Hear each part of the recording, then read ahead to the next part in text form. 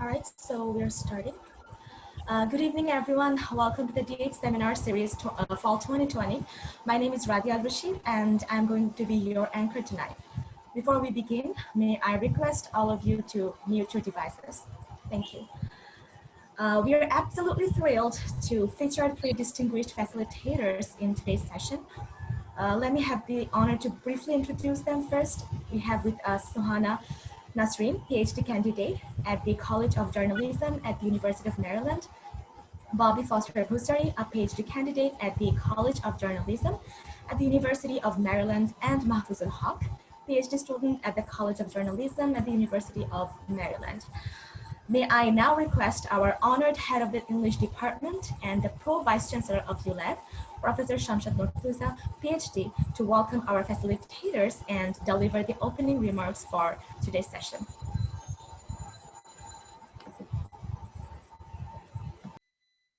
All right, thank you, Rabia. So it's a real pleasure to welcome three of you, so three doctoral students from the University of Maryland for this session on digital humanities. I believe so digital humanities is a very new concept to Bangladesh. And even though we claim ourselves to be a digital Bangladesh, and there has been so many emphasis on technology, but somehow the marriage between technology and humanities has been overlooked.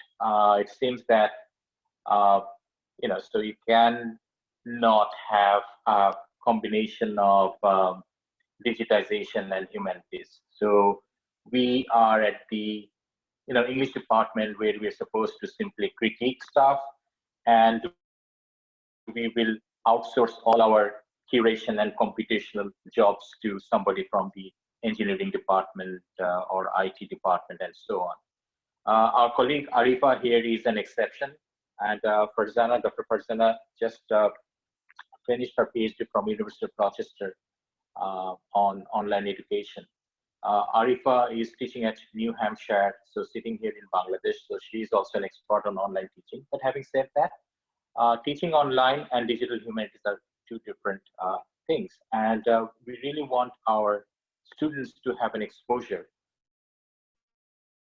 And if you remember, in the invite that I sent out, so I quoted Steve Jobs, who actually said, so the dream of his iPhone was actually a marriage between technology and liberal arts. And at University of Liberal Arts, so this is the best place where we can have a kind of a 360-degree knowledge which combines sociology, humanities and engineering. So this is actually the right place.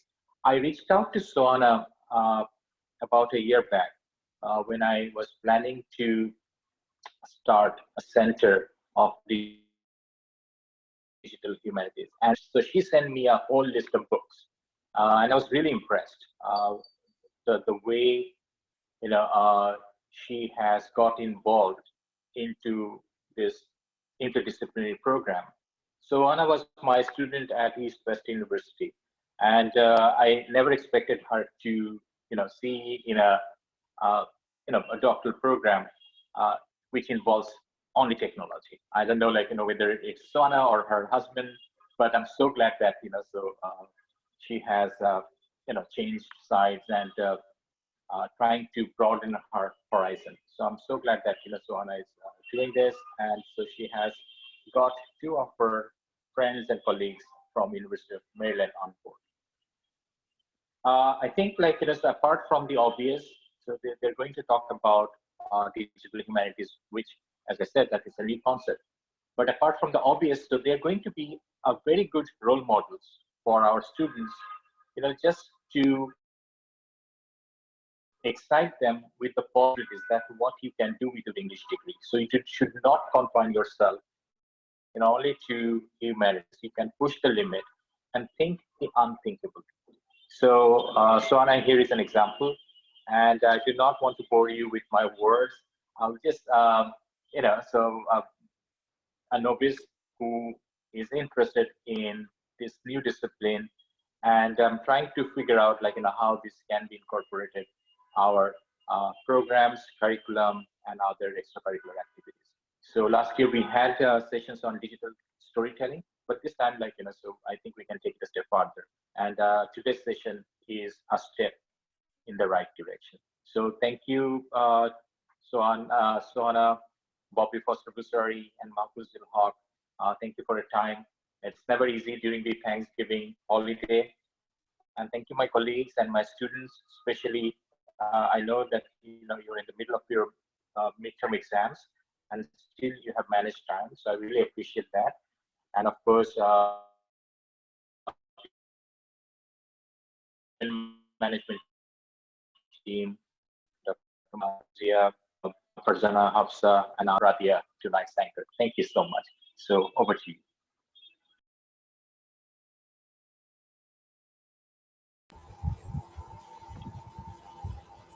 Thank you so much, sir.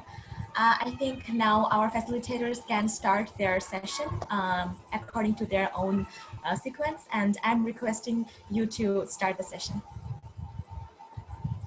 Thank you, Radia, and thank you, Shamshad sir, for the wonderful introduction. And it brought back so many great memories of sitting in his class and studying.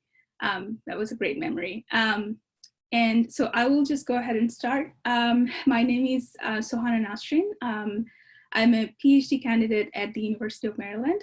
I switched from English literature to journalism when I did my master's in journalism. And right now I'm doing a PhD in journalism as well.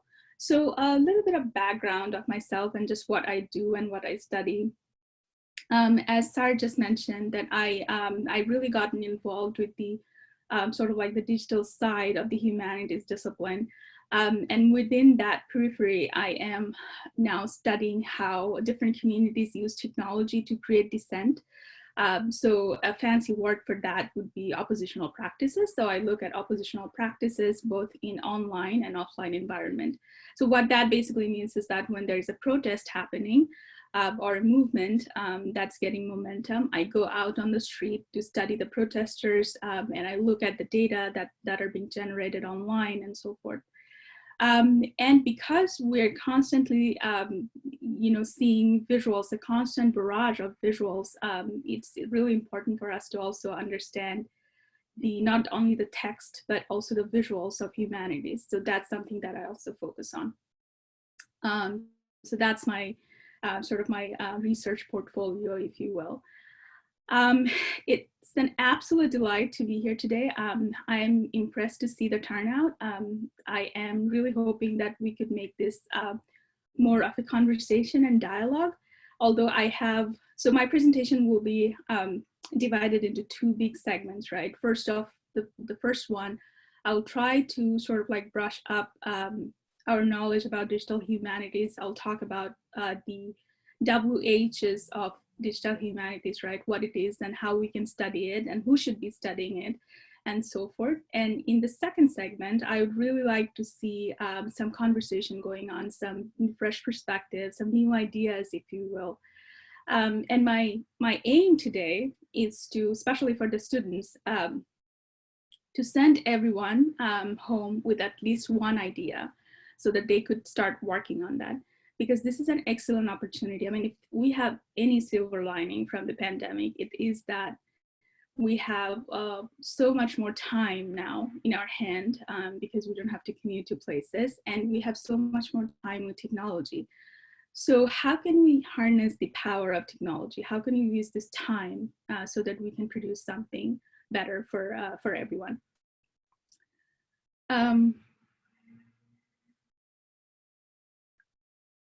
All right, I'm going to try to share my PowerPoint, so please bear with me for a second.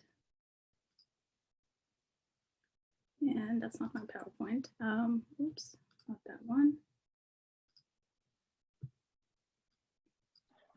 So can I just have a quick announcement? So we are going live on Facebook. So yeah. Radia, you can announce the link. Maybe like now we can share, those who are participating here.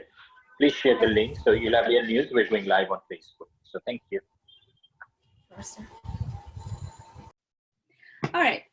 So let's talk about digital humanities. And again, I apologize if some of the information is redundant and if people already know about all of this. I tried to get a sense of who will be in the audience, and I thought that possibly some faculty members, some students as well.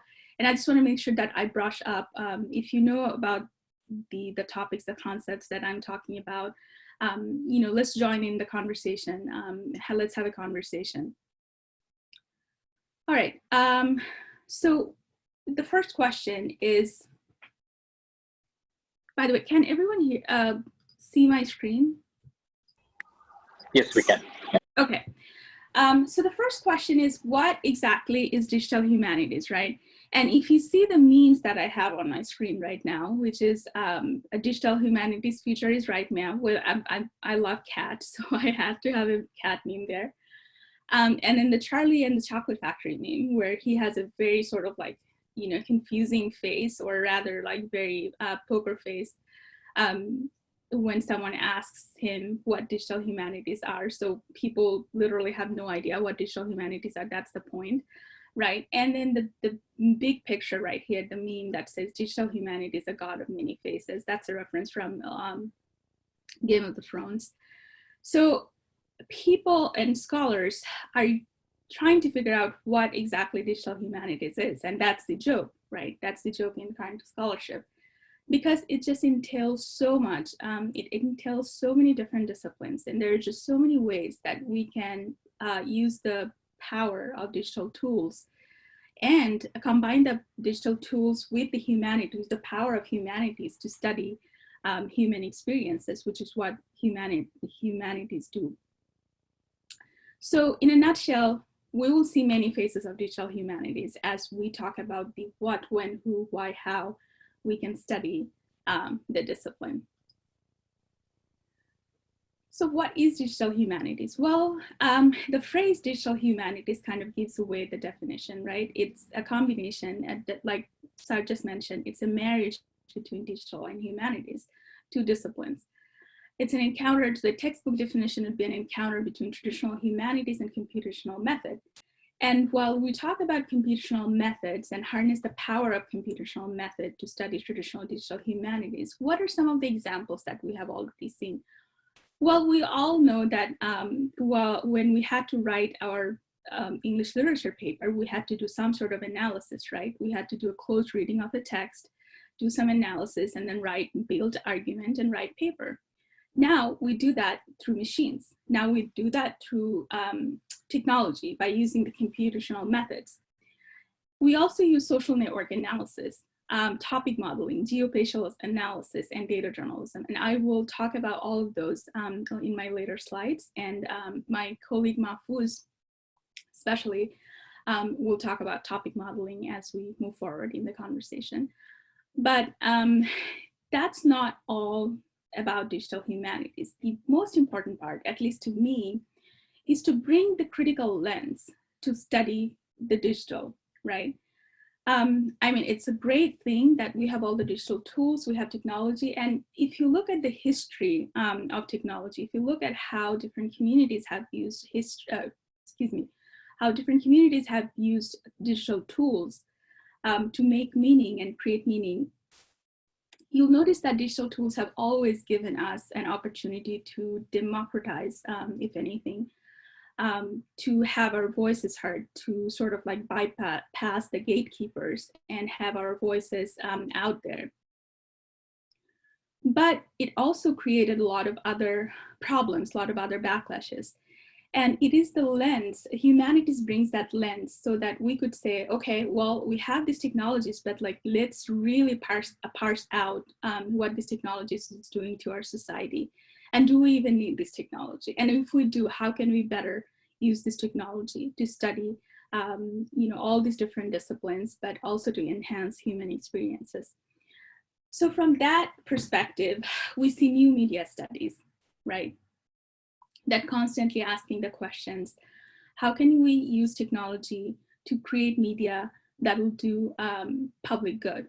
Or software studies that are asking different critical questions to different softwares, or platform studies that are asking questions to different platforms like Facebook or Twitter and asking them, what are you going to do with all this data that you're collecting? Why are you collecting all of this data? And what does that mean for the people who are volunteering all this data, right? And then we have design studies with a capital D. Design studies is fascinating because they are a very new, a comparatively very new discipline.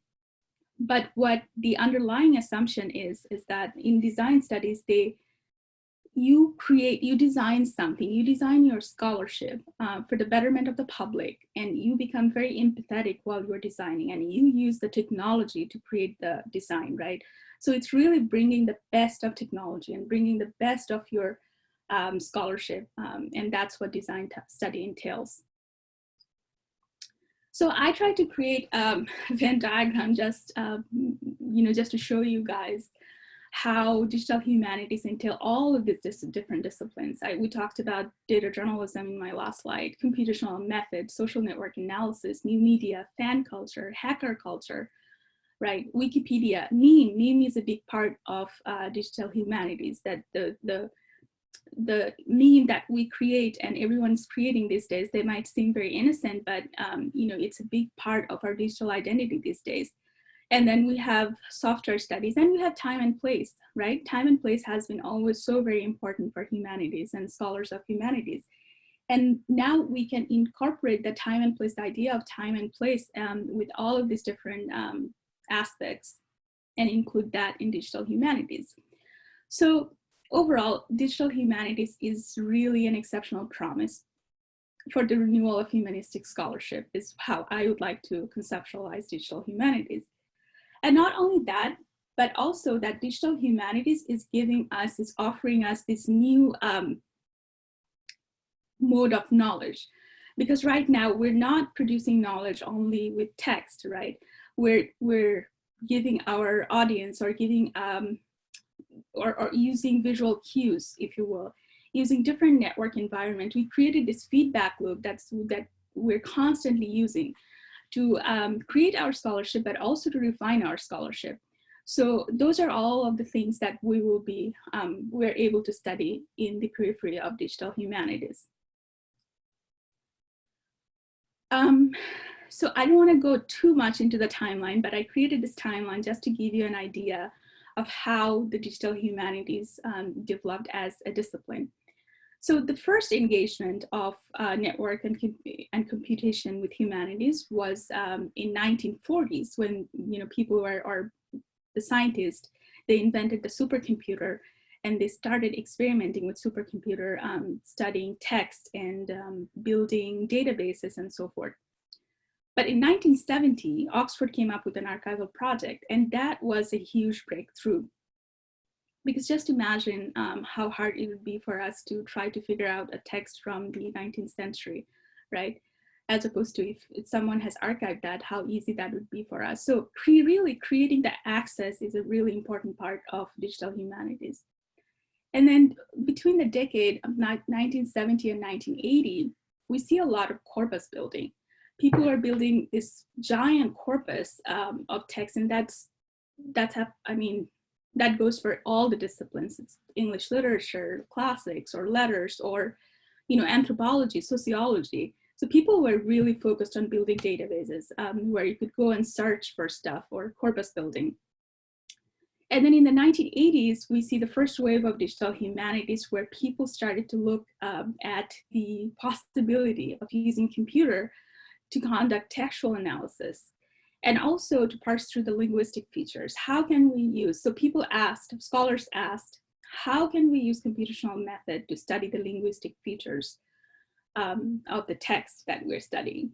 Now, 1990 is really exciting decade, because that's when we see the World Wide Web, right? The internet comes to the scene. And when the internet comes, obviously, as I mentioned in my talk just a second ago, that internet, if anything, it gave us tremendous opportunity to have our own voices heard. It democratized the conversation. It democratized the public sphere. So that's when we see a lot of network knowledge. The knowledge itself, the knowledge is not, the knowledge used to be property of institution. The knowledge used to be property of scholars. But when we got the network knowledge, when we got the World Wide Web, we finally, the general people, we as in the general people, the general citizen could finally claim that, no, we also have a big role to play in terms of creating knowledge. And we also see a lot of visuals in 1990s because people had the technology to create visuals. And finally, in 21st century, technologies have gone so far that we almost cannot differentiate ourselves, our lives from technologies anymore, right? We're constantly hooked with our screens. We have these devices. So I'm volunteering all my data to this company, how I sleep and how I don't sleep and what I eat, what are my steps counts and stuff like that. We also had memes and audio design and graphics and anything you can think of. So what are the components of digital humanities? And when I asked this question to my students, one of my students actually said that it almost seems like we should maybe start counting what's not there because there's just so much in there, right? And this visual kind of gives us a snapshot of what we can study or what components we have in digital humanities. So digital humanities research can be methods. Can be methods. So we can use data mining and visualization, where we are using the tools as methods to crack the codes of humanities, if you will. And we have technology to develop new technologies like Python, and people are doing a lot of different things with Python these days. And if you want to do really good digital humanities scholarship, I highly recommend that you get involved with Python somehow. I'm not an expert in Python, I'm just learning, but it is so useful. And then content, right? Images and spatial data. Digital humanities has revolutionized geography because there's just so much spatial data now to study. However, the most important part, which I think, because I'm an advocate of humanities and I try to look at everything from a critical perspective, is the collaboration. Like I mentioned, the knowledge is not a property of the elites anymore. The knowledge is not the property of the scholars anymore. There's a lot of collaboration, and the digital humanities scholars have decided that the knowledge will stay free. The knowledge will become the property of the common people. So the libraries in the world, the digital humanities centers in the world, different universities in the world, they're all collaborating to create this massive database of tools that people can use. Even if you don't have, even if you live in a country that can't afford to pay to buy expensive tools, that's okay. There are ways to get around that. We can build tools so that everyone can have a part of the conversation. Is there any question that I can answer at this point?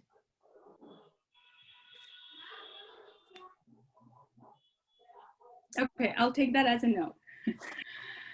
All right, so, and I will not lecture for too long. It's coming up to be at the brainstorming part, so we'll have some brainstorming done. So just bear with me as I talk about this stuff. So why should we study digital humanities now, right? Because for obvious reasons, we have a massive opportunity because we have embraced the machine really well right now, right?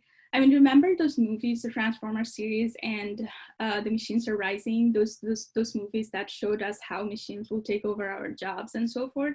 Well, that kind of happened, but because we have the superior intellect, we have said, all right, you know what, we will embrace the power of machine.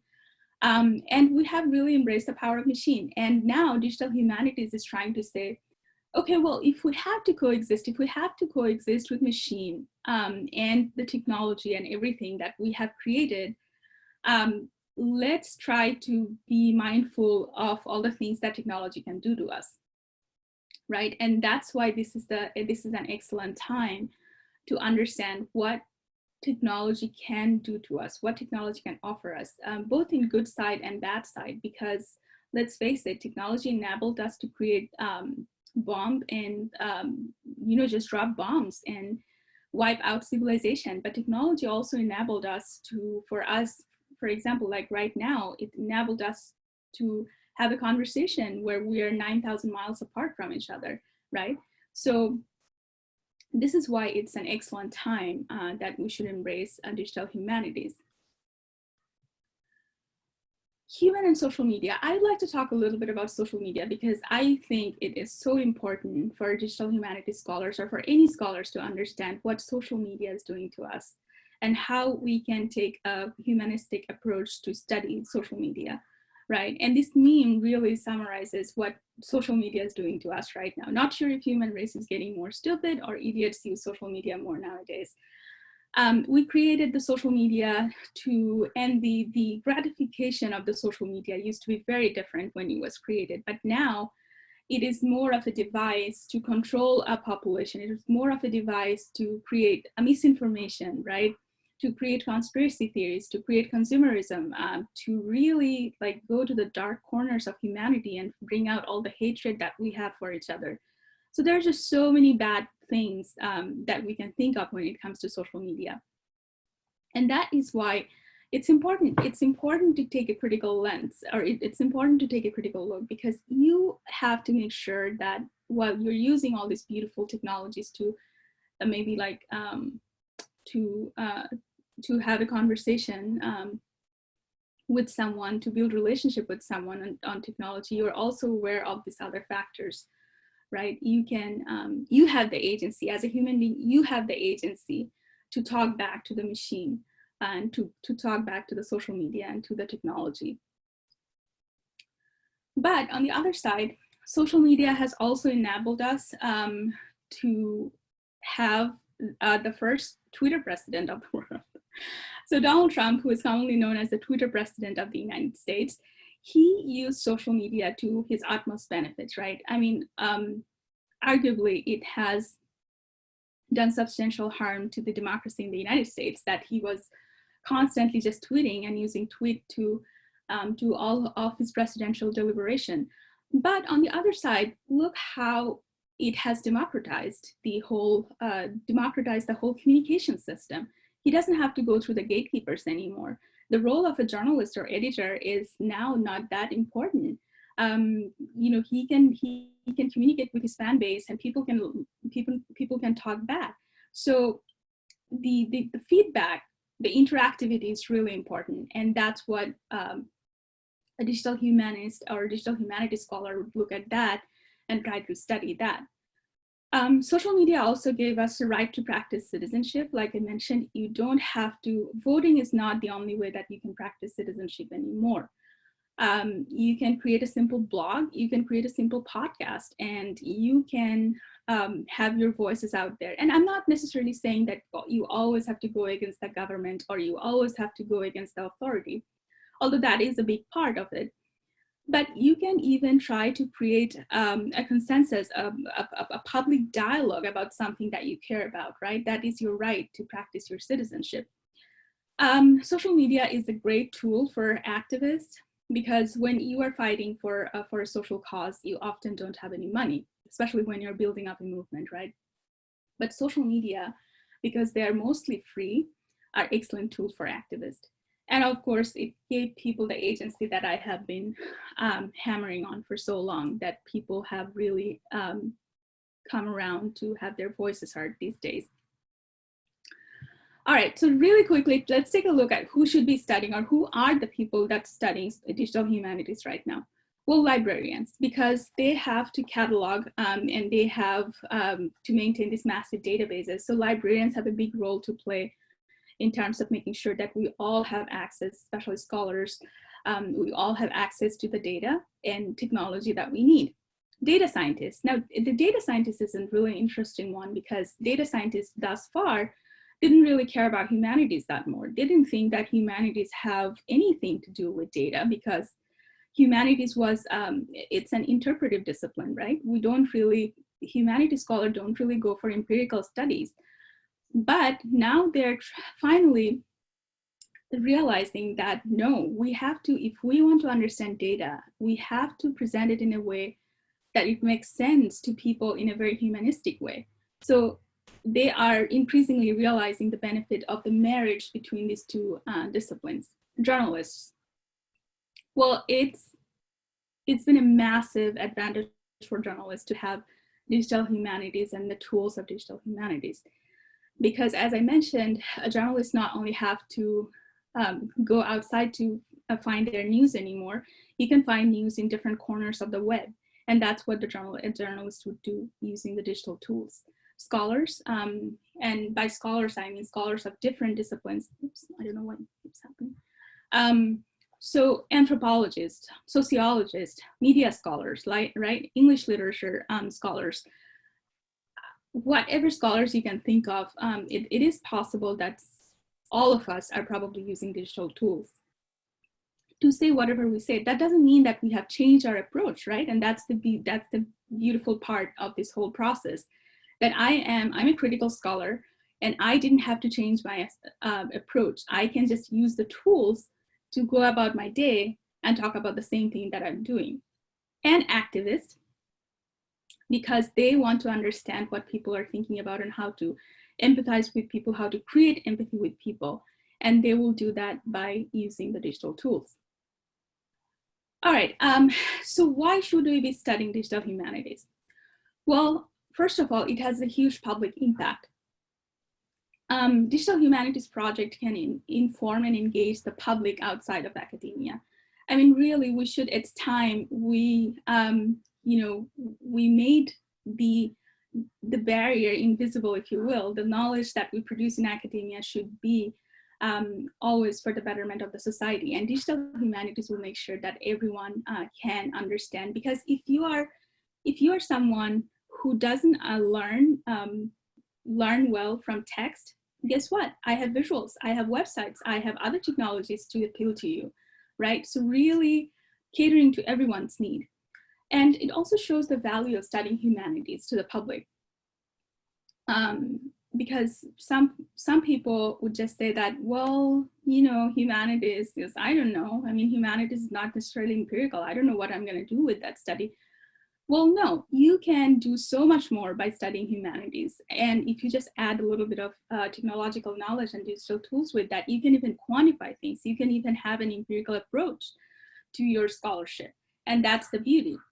Pedagogical impact, it helps students to learn by being able to see more and experience more. I mean, imagine if someone has built an interactive platform of when Shakespeare was writing Macbeth, like what were some of the things that Shakespeare was experiencing or seeing when Shakespeare was writing Macbeth, right? Wouldn't that create a massive interest among students, and wouldn't that give you a massive boost of learning? I think it would do for me. So those are the beauties of digital humanities. It also fosters a collaborative learning environment. Like I said, the whole idea of digital humanities is that we really need to collaborate. We really need to come together. We can't keep our lingos separate from each other. All the disciplines need to speak to each other to face the challenges that we'll be facing moving forward, or we are already facing. Interdisciplinary approach, this is especially applicable for researchers, for faculties and researchers. Integration of qualitative and quantitative approaches. Now, if you did anything with media, any research about media, you would know that there's a huge debate about whether you should do qualitative or quantitative. I mean, what is better, right? And digital humanities is saying, well, it doesn't have to be that one's better than the other. We can have both of those come together to quantify and to explain and to interpret whatever you want to say, right? So that is a really beautiful approach to take, and I think it also gives your research more credibility. It makes sure that your research methods are more rigorous, if anything.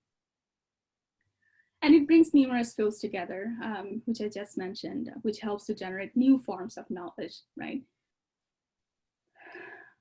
All right, so here on this slide, I actually have a couple of links, and if you guys have access, or if you guys are logging in from your computers, if you can click along with me, that would be great, because I would really like you guys to see some of these projects and discuss how we can study digital humanities.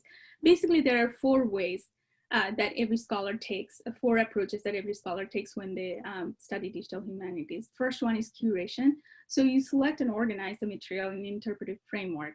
For example, what Jane saw, I'm going to try to share the links here and hope that that would work. But, oh, right here.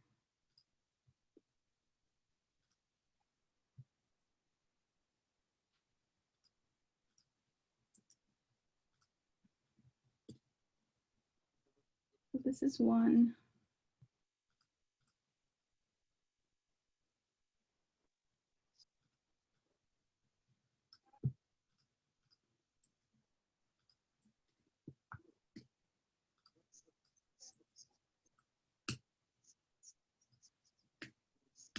All right. If you just click along with me as I'm talking about these projects, that would be great. In the first one,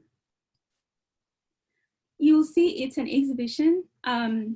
It's a digital exhibition of what Jane saw when she visited London in 1796 and 1813, right? I mean, how amazing is that? That someone actually took the time to get all the information and all the picture and create an exhibition, right? Can you guys see it? Yes. Yes. Okay, awesome, great.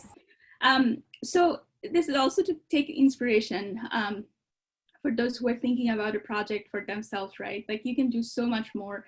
You can use your pick a writer or pick a person and think about what you can study about that person and how you can study. And biographies are wonderful places to start if you're thinking about curation. The next one I have is analysis, and some scholar did a mapping of Shakespeare's tragedies. Again, fascinating, right? So they basically studied how in different Shakespearean drama, how the different characters, in how many different ways they came together and what kind of network the different characters formed.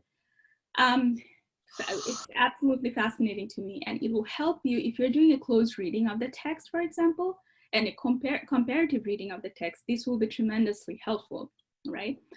For the editing, this is probably my most favorite projects of all. So in editing, when we talk about editing in digital humanities, we're basically talking about making an argument and giving that argument a shape through our design, right? So this project right here looks at world's most polluted air and lets you compare the air of your city with that polluted air. So you can choose any city you want and see how polluted air is. And if you do get to see the project, please look at the layout, look at the design, how it's designed and how intuitive the design is, right? You know where to go, you know where to click and how smooth the design goes and so forth.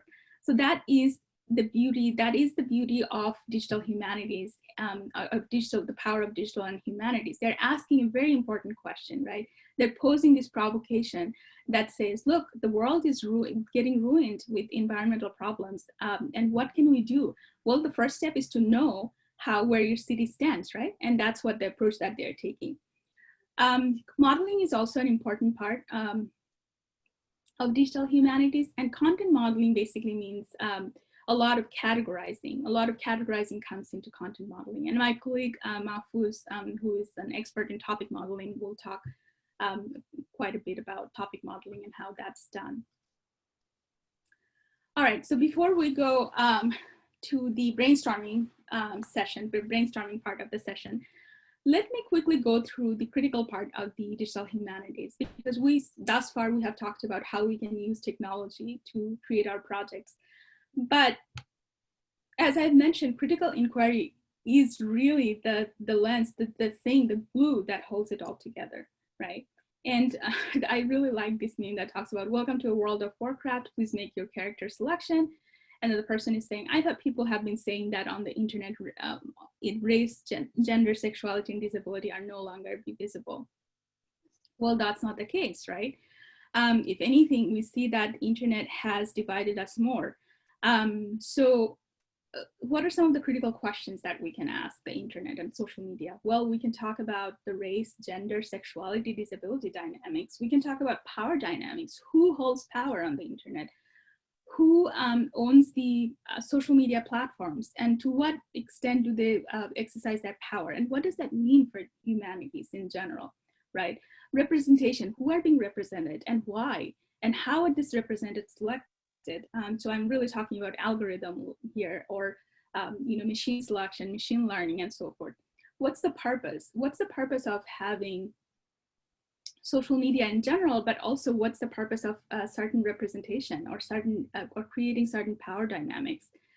And again, what does this mean for the overall social system, right? The social system that we're trying to create. How can we integrate all of these, all of the knowledge that we'll be getting from our critical inquiries to the social system? Surveillance is a big part, right? We are all volunteering all our data to all these social media, and they're doing massive amount of surveillance. And what does that mean for the humanities, for the civilization? Labor. What are the people who are building and maintaining these social media platforms? And who are the people who are the custodians of the giant data centers that we have, right? Algorithm. Well, are algorithm free agents, or are algorithms just manifestation of human beings? Do algorithms hate people like people hate people? What is the deal, right? Those are the kind of questions that we will be asking. And hidden affordances, which is one of my most favorite aspect of studying digital humanities. It is that you use an aspect of technology to reverse engineer the technology and make it better for humanity, right? Make it better so that it works for your advantage. And you see a lot of hidden affordances that are being used in activist communities. All right, so I would like everyone to take a look at these 6 steps that I have in terms of building a project. And once you go through this, once we all go through this, I'll walk you through all of these steps in a second. Once we go through these steps, I would like us to take about 2 to 3 minutes, maybe a little bit more if we have time, and think about a project that you can do, right? You can also work in pairs if you'd like, but just think about a project and think about a question that you would then turn into a project. So in terms of building digital humanities project, first of all, like any other research, we need a very good question or a problem or a provocation, right? So asking that question is really very important. When I started my master's, I had no idea that building research questions were so difficult. I thought, oh my God, like finding answer has always been the difficult part, but since when this making question becomes so difficult? So really asking a good question is the, pretty much the most important thing in a project. And then what are the sources that you're going to use, right? And it could be sources like textual sources or visual sources, whatever you need. And what are the tools? It doesn't have to be, very fancy, expensive tools. There are a lot of different tools that are available to us for free. And I have after this slide, I have a slide where I have mentioned a couple of free tools. So we'll look at that after we do the brainstorming. And an analytical activity. What would be your analysis? Are you going to analyze the text, the visuals, the technology, the network? What are you going to analyze? Who will be your audience? Who are you building this project for? And then what would be the concrete product, right? So are you building a website? Are you building a podcast? Are you building an interactive app? Just a concrete product. So can we take about 3 to 4 minutes to come up with some ideas?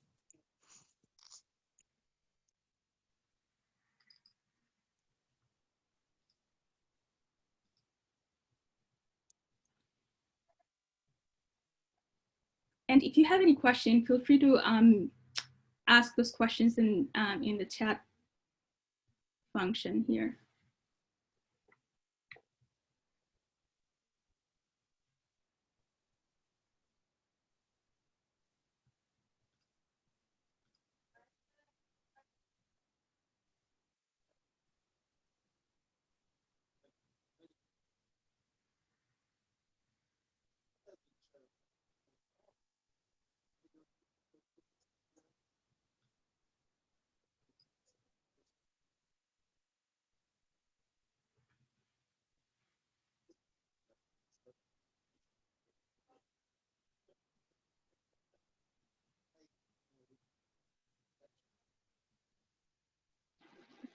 So many of our students are doing the curriculum integration, and for this term, they're working on the new normal.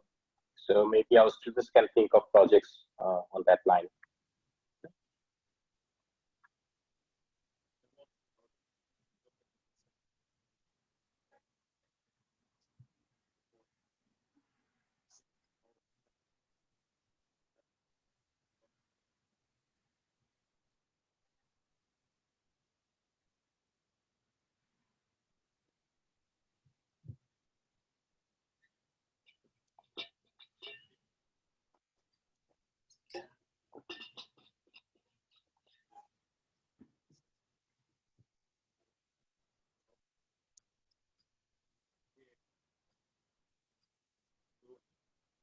Right. Are we getting some good ideas? Would anyone like to kind of share? It's okay if it's a half-baked idea. We can workshop the idea more.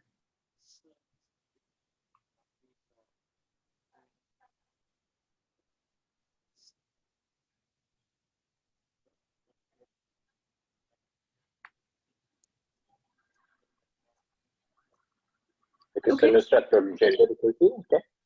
Yeah, gender equality. What did you do with gender equality, Nusrat? Can you tell us what would be your concrete product with gender equality?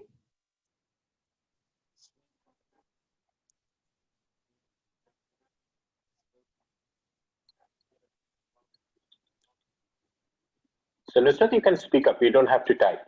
Okay. Yeah. Yeah. Don't worry about typing. Yeah. So we could do projects on how women are being overlooked here in Asia, and how women are being taken as sex objects and sexist. The theory of that in Bangla, like in Asian countries over here, we can talk about that. So yeah, yeah, that's an excellent idea. Yeah, and you can make a website where people can compare the status of women in different countries, and then you can really focus on Bangladesh, right? So I could think of many different products based on your idea, which is an excellent idea. You can also have a podcast where you can talk about gender equality and how bring in your perspective, but also bring in different experts, right? Thank you for sharing your idea. Thank you.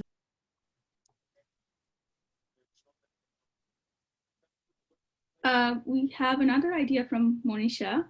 Analysis, a new normal in light of romanticism, source analysis from some of the resources given by the teachers, audience, professors, and students, concrete project representation, video, maybe a single video project or a YouTube channel.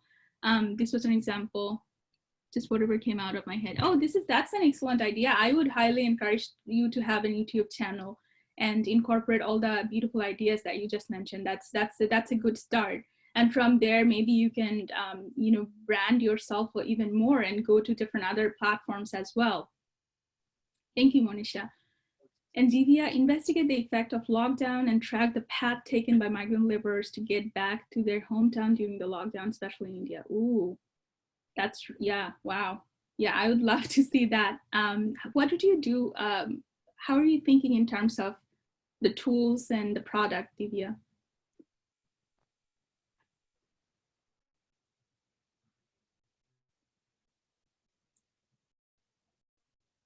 We have another one from Ishtiaq. How can we help those learners from remote area who are currently facing difficulties to do digital transformation in education? Yeah, that's an excellent question, right? A massive amount of people are left behind with the digital education system. So what can we do about that? And what would be, this is a tricky one, Ishtiaq. What would be your platform? What would be your product to reach them?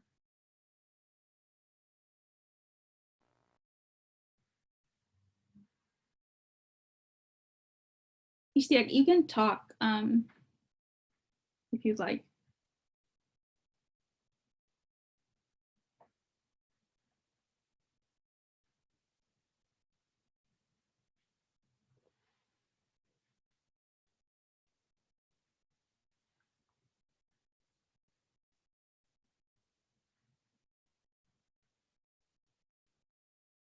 Yeah, geospatial tools, that's an excellent idea, especially when you're tracking like lockdown and migrant laborers. That's an excellent idea.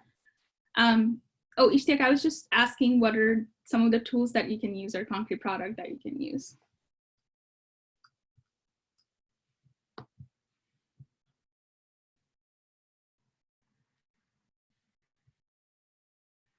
All right, I think I'm way over my allocated time. It's now just I'm looking at the at the clock. So I will stop right here so that the other speakers could talk. But really quickly, let me show you some of the tools. So you can use Canva. Canva is a free tool. All the Adobe Creative Suite tools can be useful. Gephi, Wordle, and Vivo. This is an example of Wordle that you can make word cloud with, right? Python is a really great tool to know. Audacity and Google Maps. These are all free tools pretty much. I think Adobe you have to pay, but there are also free versions as well. And here are some food for thought that I was thinking that if we have to, we can talk about this, like mapping cameras in a building or institution or a neighborhood, right? How are we being surveilled by who? Mapping time and place in a Shakespearean play, a podcast about climate change, a timeline of student protests in Bangladesh, compare speeches of two world leaders by themes, like what are some of the themes? For example, if you're talking about the United States, you can do Biden and Trump. Compare discourses of different news media, build a digital archive, and historical archive of street photography in Bangladesh, because I know everyone loves to take photos in Bangladesh, and that could be so beneficial.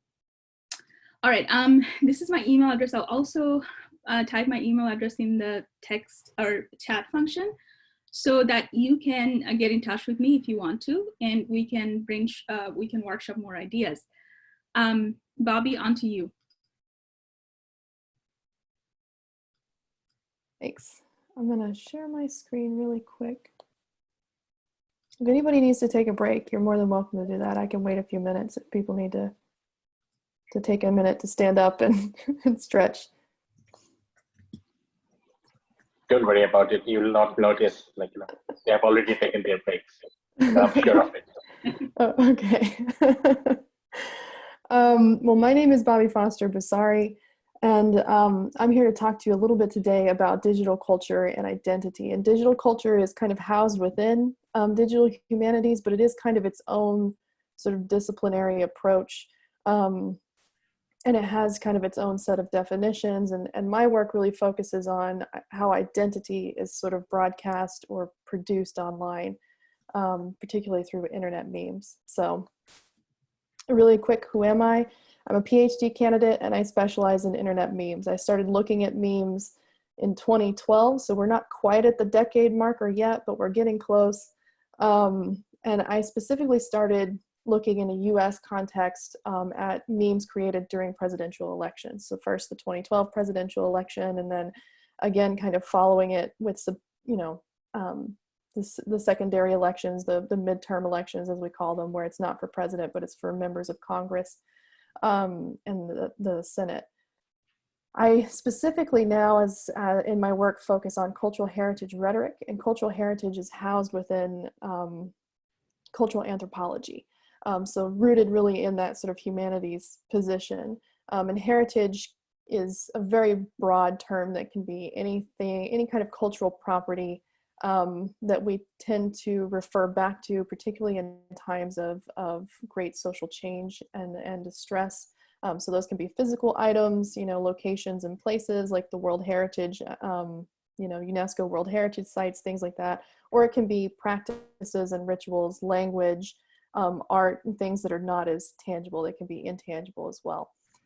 But today I'm really here to more encourage you to take a cultural approach to studying digital culture, which you think would be intuitive given that it's called digital culture, but it isn't always as intuitive that people automatically jump to sort of looking from a position of cultural scholarship at how we interact online. Instead, we see a lot of scholars, especially early on, and even still today, trying to reinvent the wheel when it comes to approaching cultural studies online, rather than kind of going back to those really solid tools that had already been developed within cultural anthropology and the humanities to study culture. and how it develops and spreads and changes over time. So what is digital culture? Well, the term kind of started emerging in the 1990s, just as the commercial internet started, you know, when it moved outside of institutions in the United States, in the context of like the internet was developed first sort of in a military capacity and then kind of moved out. But when we start seeing people getting onto the World Wide Web, that's when you see scholars really taking an interest in digital culture or the sort of language and practices that are developing online. That are unique or different maybe a little bit from the practices that we have offline. Unfortunately, I can't find a really great definition for digital culture. I tried even before this talk over the last week to find like a nice, beautiful definition that I kind of put up for you guys on a slide that was very clear and distinct and made it different from anything else, but it's a term that's used without really being fully defined. Unfortunately, a lot of scholars just use the term digital culture to refer to a lot of different practices online and never really take the time to fully define it as its own unique thing. So needless to say, it's kind of the way we shape technology, but also the way technology shapes us. And a piece that I think is really missing in the study of digital culture is thinking about how our own cultures outside of the screens really inform how we approach culture in the screens, right? In digital technology, you know, those sort of customs and practices, even legal things, right? In the United States, because of the First Amendment and free speech and free press, and the way that we kind of conceptualize this sort of neoliberal conception in the United States of communication, it really informs how scholars in the US think about digital culture and think about how digital practice should be and what it is compared to other places in the world where you do have to go around different censors, or there are maybe things that are just implicit in culture rather than explicit. Those are all sort of factors that shape digital culture alongside the technology enabling us to do more and more things and interact with each other more and more. So Charlie Geer in his book, Digital Culture, says that our technologies are always in the process of changing us and our relationship to our environment. And I think that's a really important factor to keep in mind here, that as we are kind of interacting more and more online, there's also the way that we're sort of integrating through technology our physical space into the digital space, whether that's through geotagging, you know, people can map where they're going and what they're doing, through virtual reality and virtual technology. You know, I think of, for example, the game Pokemon Go, where they kind of built an engine around being able to see the Pokemon characters in the physical world too, sort of bridging that gap between the digital and physical. So it is always in the process of changing how we interact with our environment and how we interact with each other. A really good project example, I think, is Why We Post from the University College in London. It was an anthropological study. It was a large-scale ethnography. So they used the tools of ethnography both in the digital space to do a digital ethnography, which is sort of observing how people relate online and what they're doing online, just as you would observe them, you know, in the real world in an ethnography, combined with some interviews and asking people sort of what they're doing. And they came up with these really interesting discoveries. They tried to take a sample globally of what people were doing with their digital technology and social media.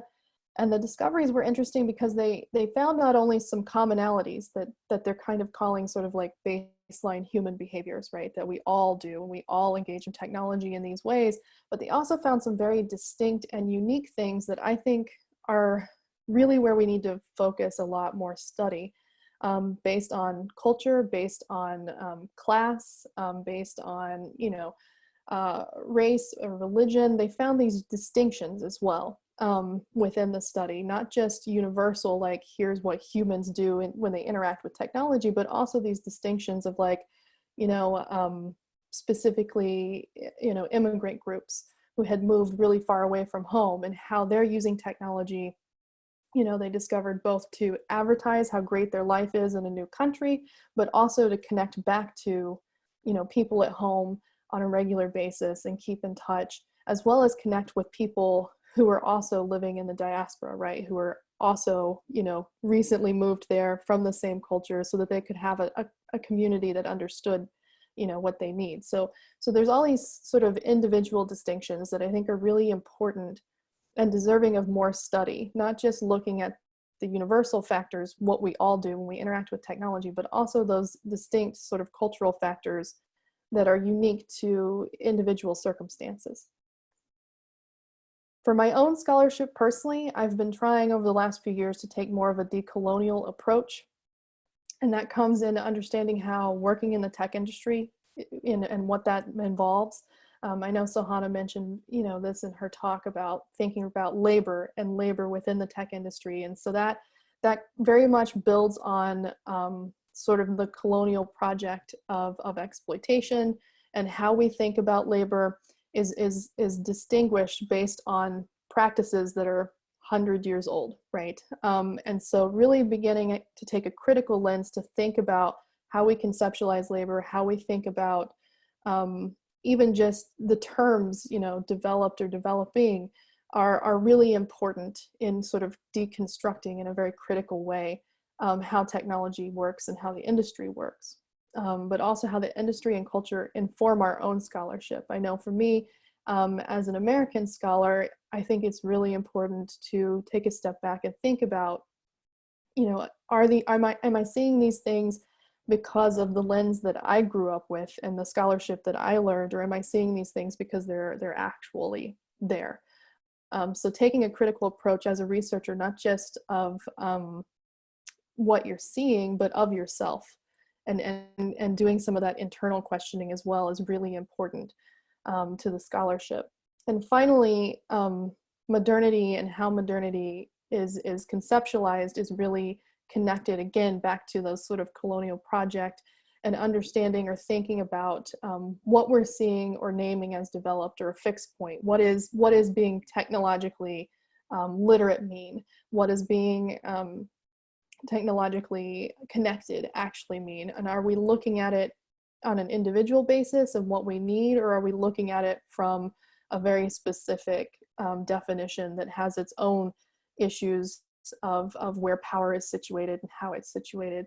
I think is really important to approaching digital culture and digital scholarship in a way that's going to be not only more inclusive, but also begin to really do that really important critical work that I think the humanities has an opportunity to offer because we already engage in that critical lens more so than maybe other disciplines. So again, we really need a diverse understanding of digital technology. We need diverse scholars building on the existing narratives, but also looking again at things that are not being caught by other people, that maybe you're not seeing you're not seeing otherwise. And I think if you're starting off on a project yourself as a student, I would use myself and my own lens. I mean, what got me interested in looking at memes almost a decade ago was that, I was living through a presidential election in the United States, and all of my friends communicated exclusively through memes. Like they would be in the same room, but still, texting and tweeting at each other pictures to sort of comment on the debates, and pictures to comment on the news.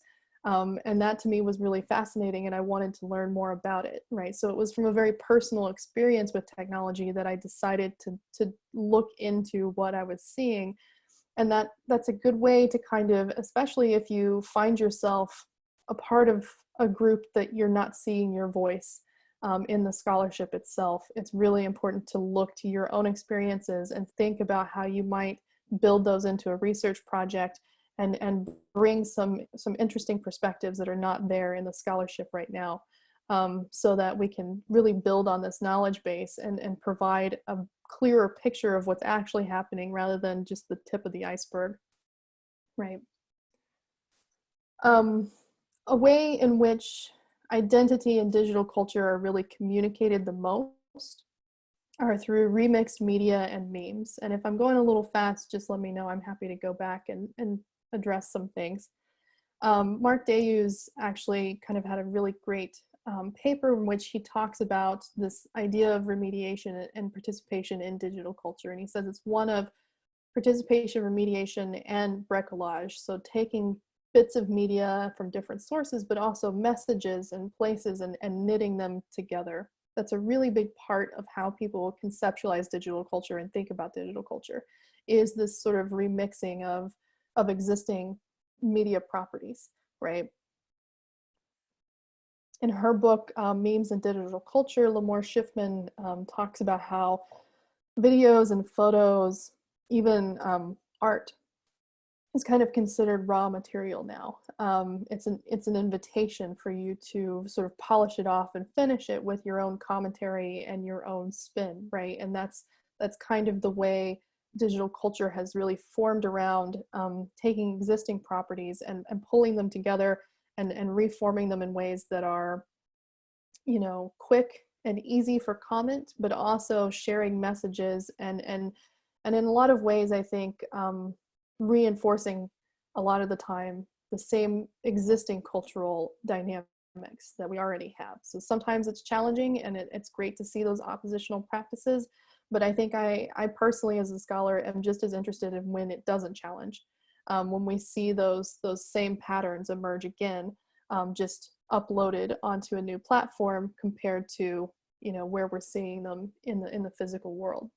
You know, so for example, the very famous Willy Wonka meme, that you have the original image and film from the 1970s that is then, you know, unfinished or unpolished until somebody adds text over top of it and remixes the meaning. And just by changing, you know, this in and of itself, just his face.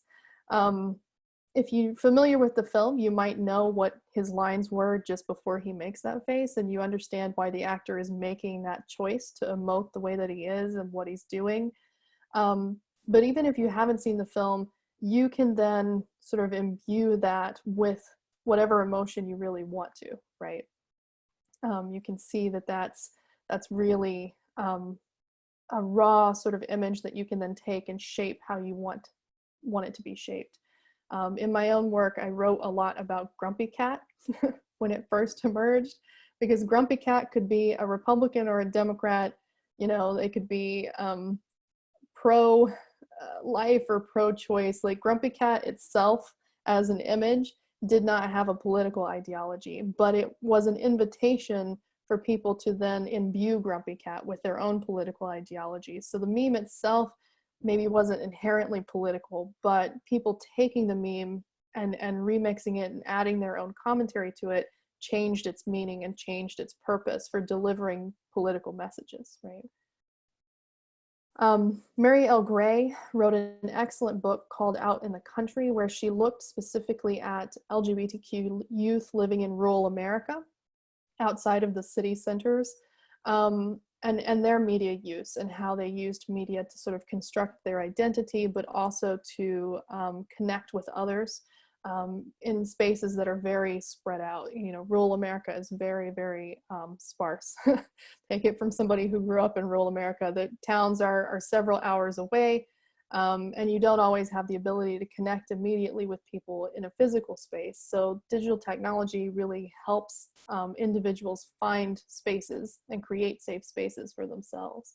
But building on this idea of remediation and remixed images, she says that new media kind of curate old stories and intertwine and commingle them with different new forms and aesthetics that are often prioritize some stories over others. So in other words, media are products of political work. That the interesting thing, I think, for internet memes and digital scholarship is, again, looking at these existing works and existing properties and then how they're remixed and reused again, and what that does in that process. And I think nowhere better than the humanities, where there's already this interpretive lens that exists, are we able to actually interpret what we're seeing, you know, from existing works and existing media that maybe has already been interpreted and well written and well documented about, you know.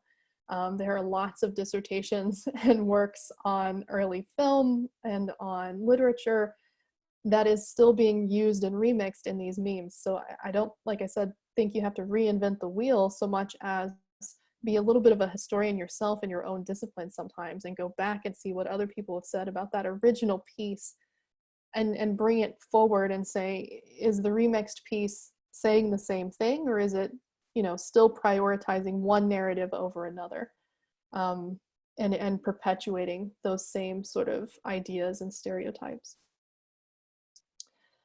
When it comes to identity, which is where my focus really is personally as a scholar, we really kind of have an opportunity with digital media to see how people are performing their identities. Rob Cover, in his book, Digital Identities, Creating and Communicating the Online Self, talks about how we perform these identities consciously and subconsciously in accord with our cultural demands, right? For being recognizable and unified, and fitting within the coherent norms of our society. And then that kind of continues into the digital space. He really kind of builds an argument in the book about how you see people performing their identities online in the same way that they perform them in an offline space, that the two really carry over and inform each other, that there's not usually a divergence or a distinction. In other words, a selfie is never really just a selfie, right? It's communicating a lot.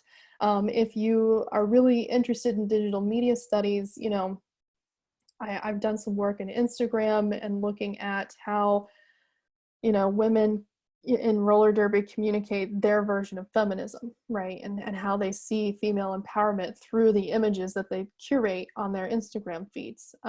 That's a possibility. I've also seen papers that look at masculinity, right? You know, gender studies are on all sides and all part of the spectrum, right? So how men take selfies and how they curate their Instagram feeds says something about masculinity, both about that person, but within the society that they're also trying to fit into. And the same is true of women, like femininity and how they're trying to fit into or even challenge those norms, right?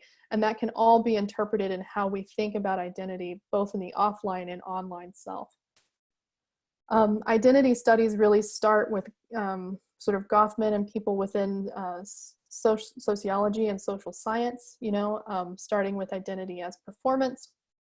But really building from there, feminist and queer studies scholars have really taken the idea of identity and expanded it so much more than just performance. You have people like Judith Butler who have talked about embodied identities, so how people mark you when they look at you, what your body, your physical being says about you online, and offline performance as well as assigned identities and identities that we interchange and play with, right? So the digital sort of sphere of communication is really a great place to sort of focus in on understanding identity and how identity functions in culture, how it's both informed by a collective identity and culture, but also how it kind of shapes that in a lot of ways. A good example from recently in the United States, this is a tweet that was just it happened a few weeks ago. This is a representative from Pennsylvania who had a burner account, a Twitter account that was not his own. It was one that he would tweet from and follow himself and share and like things. But he forgot to log into it when he tweeted this message. So next to this message declaring that he is a Black gay man is a picture of a white man. And everyone knows he is a white man because he's been in the news. He's a politician. So identity in digital culture is really, I think, an untapped field for understanding why people kind of use these different identifiers and labels and markers and how they use them, particularly in very political ways. When we get into issues of disinformation and issues of extremism, right, and the recruitment of extremism, it's really, really fascinating how these identity labels are used as a tool, right, in creating those narratives, in creating those spaces, and in really kind of creating these political identities and actions. So there's a lot to be explored there. My argument in my own work is essentially that identity plays a key role in developing these spaces where we feel safe to express ourselves online.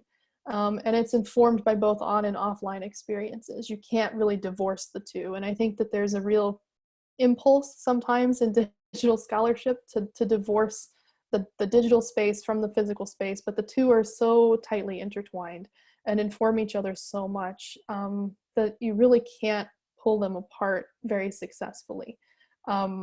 Particularly when you're looking into, like in the US context, we really talk a lot about minority studies or studies of people who are in marginalized communities, and how their experiences of the internet is very different than the experiences of you know, somebody who is within the sort of majority culture or dominant culture that exists. So you can't really pull them apart. And I don't think there's much use in doing it.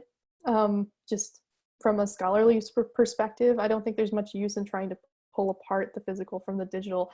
The really interesting thing is how those two are interacting together all the time. So what does digital humanities offer in studying digital culture that maybe other disciplines really don't offer? Well, new literacies. So I do a lot of work in media literacy as well as digital culture.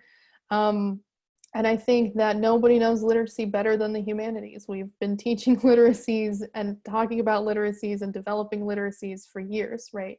Whether it's in technical writing, you know, I have friends who are English professors who teach technical writing in engineering colleges because, you know, they need somebody who actually understands how to develop these sort of technical papers, right? So we can develop, as digital culture develops new languages and new forms of communication, digital humanities really offers the opportunity to understand these new literacies and not only study them, but teach them in a lot of ways. And navigating new environments and understanding how those new environments inform people's ways of communicating. But also it houses many of the literacies that they already have made great contributions to in teaching and illuminating texts and things for students. So I think that that's definitely one place where digital humanities really makes contributions. Another place is in outreach and activism. There are new ways to communicate valuable research. And I know for myself, I'm, you know, always kind of thinking of what's the other component besides getting in the journals that you need to get into and talking to the scholars that you need to talk to. How do you sort of bridge that gap between scholarship and then everybody else? And that's particularly important for any of you who are interested in becoming educators yourself, because your students are going to be new scholars.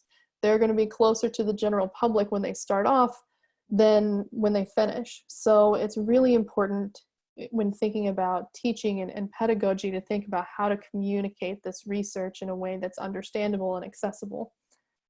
Also new methods, avenues of observation. You can use Zoom calls to do, you know, semi-structured interviews now. Digital ethnography is a growing and developing field in which you can observe people's behaviors online, but also kind of interact with them, or even create spaces for people to submit their experiences. Somebody brought up gender equality earlier as a potential project, and I immediately thought of a Tumblr page that was created called Said to Lady Journos, which is short for journalists, and they created a Tumblr page in which women who were working as journalists could submit quotes of things that had been said to them on the job. So it became like a cataloging project of sexist comments that had been made to women working as reporters of all ages. You know, some of them would be students who were working for student organizations and would say, you know, I was working for a student paper when this was said to me. And then others would be, you know, older women in the profession. So there's also new ways of curating information and asking for people to provide those experiences for you to kind of catalog and study as well. And it provides new pathways for alliances and activism, as Sohana said.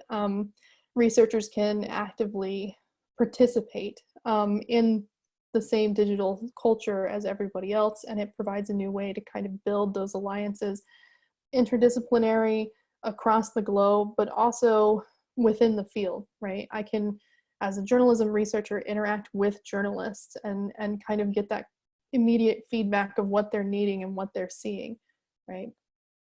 And finally, ethics, because if you know me, I'm a big on ethics and ethics studies.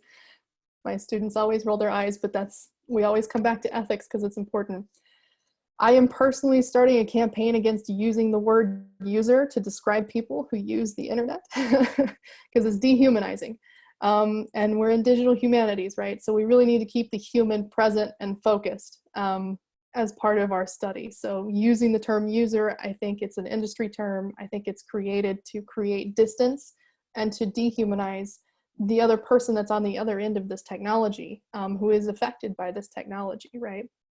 And humanities and cultural studies already have a really strong sense of cultural sensitivity, of doing good ethical research and thinking about, again, that human element that maybe others in other disciplines are not used to always thinking. You know, they're thinking of usability, not necessarily, you know, the other person on the other end of that spectrum, and what that person's needs are and who they are as an individual.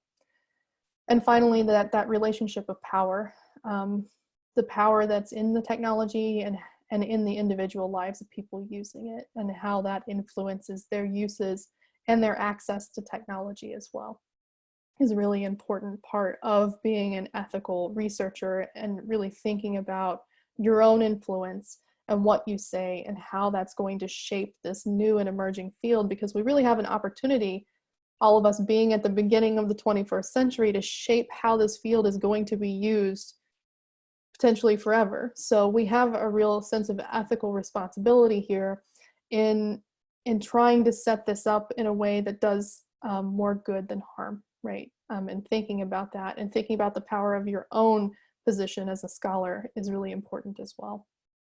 And of course, we're outside of the tech industry, which is a much needed perspective. There's a lot of market research out there. There's a lot of people who believe they can change the world with an app, which is great. But as somebody who's not going to be making money off of digital technology and who is outside of the industry, we really provide a needed perspective in understanding how it's actually functioning, right? Because we don't have to answer to shareholders or to, you know, a boss within the company. So our research is really needed to provide a clearer picture of what's happening. So that's all I have for everybody today. I can also put my email in the chat, and I'm really excited to hear about everyone's projects because it sounds like really great and interesting ideas, at least that we started off with. So Thank you so much.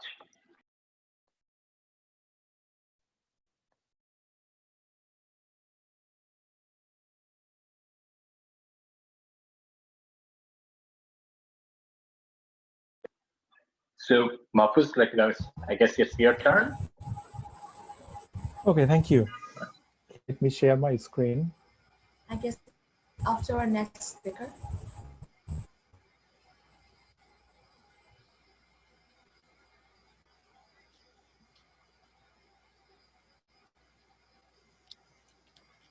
Okay, thank you for having me in today's talk. So before going to the discussion, let me briefly introduce myself. So my name is Mahfuzul Haque, and you can call me Mahfuz. And I was a journalist in Bangladesh, and I worked for a newspaper. The name of the newspaper is New Age. And now I am doing my PhD in journalism at the University of Maryland. And I am from Bangladesh, and my hometown is Rajshahi. So in today's discussion, Sohana has offered a conceptual overview of digital humanities. And in my presentation, I will discuss the practical applications of digital humanities. Specifically, I will be focusing on computer-assisted text analysis. Oftentimes, humanities and social science researchers need to apply textual analysis or content analysis. So I thought having a discussion on computer-assisted text analysis would be helpful for you. So in today's discussion, I will be covering these areas. First first of all, I will give an overview of computer-assisted text analysis. Then I will be focusing on topic modeling. It's a computation method that is applied to analyze content. And if I have time, then I will share the findings of our research on combating online misinformation in Bangladesh. This research has recently been published in a journal. So as this paper focused on Bangladesh, so I took the opportunity to share the findings with you. So what is computer-assisted text analysis? I want to give you a hypothetical scenario. For example, you may recall the 2018 road safety movement in Bangladesh. In that movement, we have seen the school students demanded safer roads and stricter traffic laws. And in that movement, social media played a big role, as we can recall. So as a researcher, you may want to analyze the, for example, tweets posted during the movement. And for your analysis, suppose you have collected 10 million tweets. And now I have a question for the audience.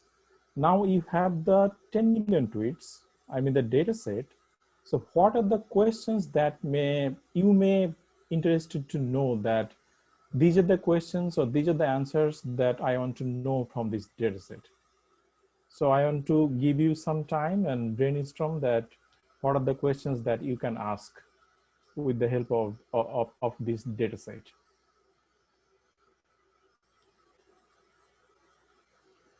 There are no wrong answers to this question, so you can share whatever comes to your mind.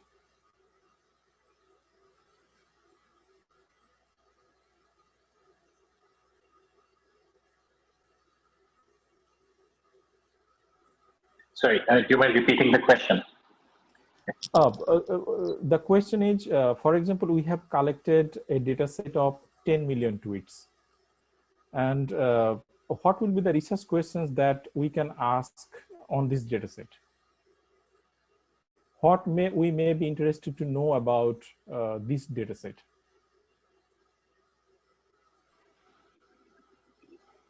Where was Donald Trump?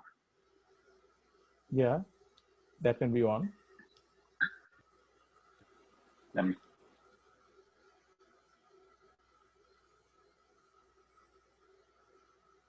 Okay, let me help you with this. So we have the data set of 10 million tweets. So from this data set,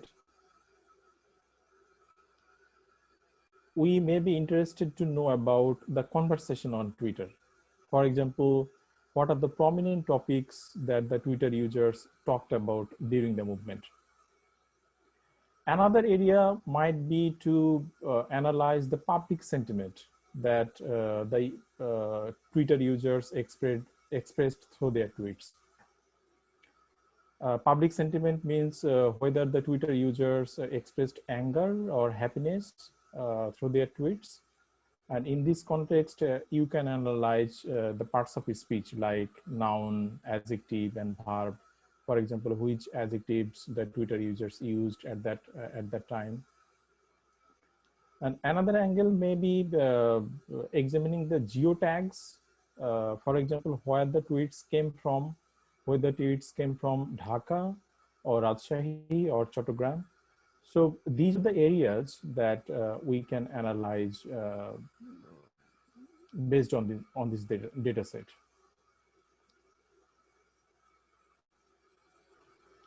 So suppose we have taken, for today's discussion, we will focus on analyzing the tweets to identify the prominent topics, that what are the topics that Twitter users talked about during the road safety movement.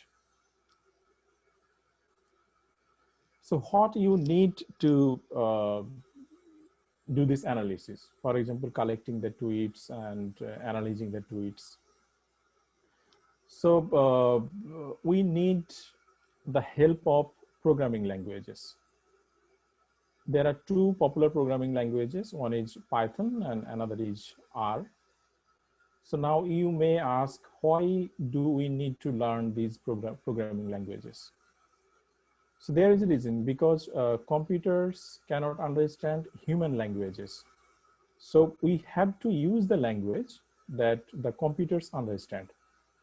So Python and R are the languages that we can use to communicate with computers. So in this process, we will give commands to computers and through these languages, and the computers will act accordingly. And these are the programming languages. Usually computer science students are very good at these programming languages, but social science and humanities students are usually not. So but if some of you are interested to learning Python and R, so you can start with some basic lessons on with YouTube, and you will find lots of free lessons on YouTube. So as we have decided to analyze the tweets relating to road safety movement, we have to first collect the relevant tweets from Twitter. So how we can collect the tweets? So we can use the Twitter API. The full form of Twitter API is Application Programming Interface. So this tool will help you communicate with Twitter to get the relevant tweets. And the next step is, once you have the tweets, you will then need to clean the data set. For example, you have to convert the characters, the tweet characters in lowercase. We have to do this because computers will count uppercase and lowercase as two separate entities, even though the words are the same. For example, I can give you an example in this context. The word media with M capital letter and M small letter. The computer will count these two words as separate entities, although their meanings are the same. That is why we need to convert all the characters into lower cases. And we also need to remove the stop words. The examples of stop words are like A and D, comma, full stop. So the programming languages, the computers count all of these as a word, but these words separately do not make any sense. That is why we need to, in the cleaning and processing process, we need to remove these stop words. And you can use all of these using the programming languages I mentioned, that is Python or R, any of the programming language that you can use. So after cleaning and processing the dataset, it is now ready for the analysis. And our goal was to find out the prominent topics that the Twitter users talked about during the road safety movement. So we will apply topic modeling, and Sohana requested me to talk about this method because researchers in humanities and social sciences usually analyze a lot of texts, the content analysis. So it's a very popular method both for the humanities students and the social science students. So what is topic modeling? It's a computational text analysis method to identify topics from documents. Previously, applying manual content analysis, for example, if we have a small data set like 10 pages or 500 tweets, so it is really possible for the human researchers to do the analysis. But if you have 1 million tweets, or for example, 50,000 pages, so it is really impossible for the human researchers to go over all the documents and do the analysis. That is why we need the help of machines, the computers.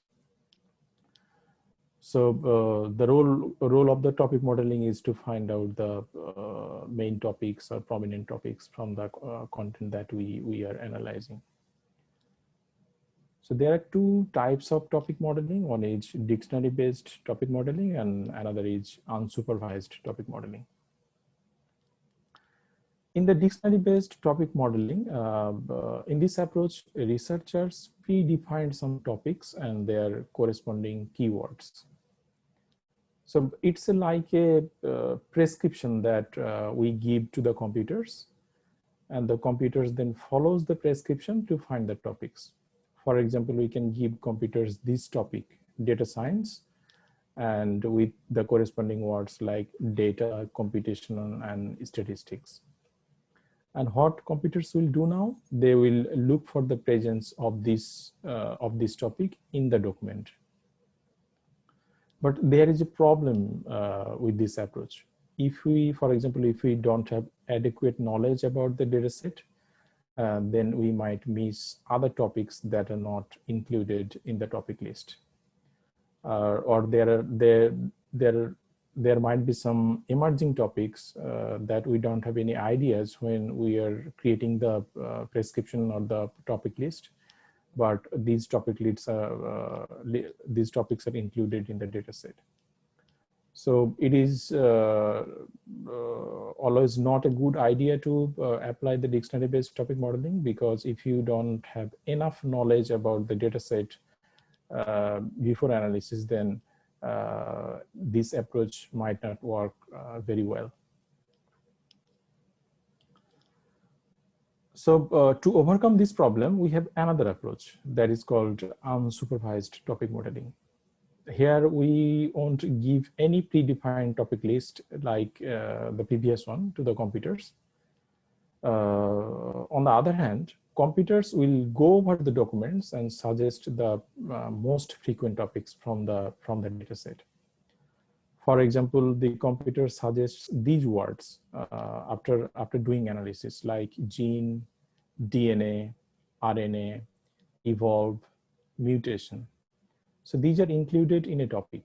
So when the computer is done with the analysis, they will give you the topic theme, and under the topic theme, they will give you these keywords, or these are the words. And it is now our duty, the duty of human researchers, to make sense of these words. So what might be the theme or topic that these keywords represent? For example, gene, DNA, RNA, or evolve or mutation. So after analyzing these keywords, we can assume that, well, this topic might be about genetics. This topic is talking about the genetics. So we have two contexts, like dictionary-based topic modeling and unsupervised topic modeling. So when you don't have enough idea about the data set, so we will be applying unsupervised topic modeling. We will not give any prescription to the computers. Computer will do the analysis. And after getting the analysis from the computers, we will make sense of the data and write our analysis. And now one may ask that whether we should depend 100% on the results generated by the computers. I would say no, because some of the topics that the computers generate or suggest might not make sense. So in this case, we need to apply our analytical mind to interpret the meanings of the topics or of the keywords that the computer generated. So this is a crucial point, because this is an intersection of machine and human beings. Many researchers say that we no longer need to apply our critical brains because machine will do our work. But I usually don't agree with that, because machines are supporting our work, but the critical thing or critical interpretation that we need in our research or in our study, we have to do this, but computers will support our work only. So these are my discussion on computer-assisted text analysis, and if I have time now, I would like to share the findings of our research that has recently been published in a journal. So do we have time, or am I going over?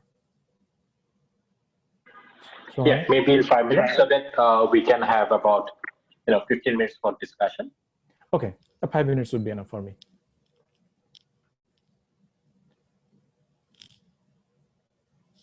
As I have said this earlier, that this research we have conducted in the context of Bangladesh. And the title of our research is Combating Misinformation in Bangladesh, Roles and Responsibilities as Perceived by Journalists, Fact Checkers, and Users. So this is a collaborative paper, and we have researchers from 5 different universities. So as we already know, online misinformation has been a pressing problem across the world, and Bangladesh is no exception. So we have seen attacks, killings caused by the spread of misinformation on Facebook in Bangladesh. So our goal was to understand how misinformation is being combated in the context of Bangladesh. So we included 3 stakeholders in our research: ordinary citizens, journalists, and fact checkers. So we conducted a survey with 500 ordinary citizens to understand how they are encountering online misinformation and what they are doing to verify that misinformation. And we also interviewed journalists and fact checkers to understand their roles in they are playing in combating online misinformation in the context of Bangladesh. Now I will go over the findings very quick. So from the survey results, we found that around 96% of the survey respondents encountered misinformation on social media. And this indicates that the high prevalence of online misinformation in Bangladesh. And we also asked the survey respondents who should take the responsibility of verifying online misinformation. And they said fact checkers, government, social media should take responsibility. They also suggested offering media literacy education to them.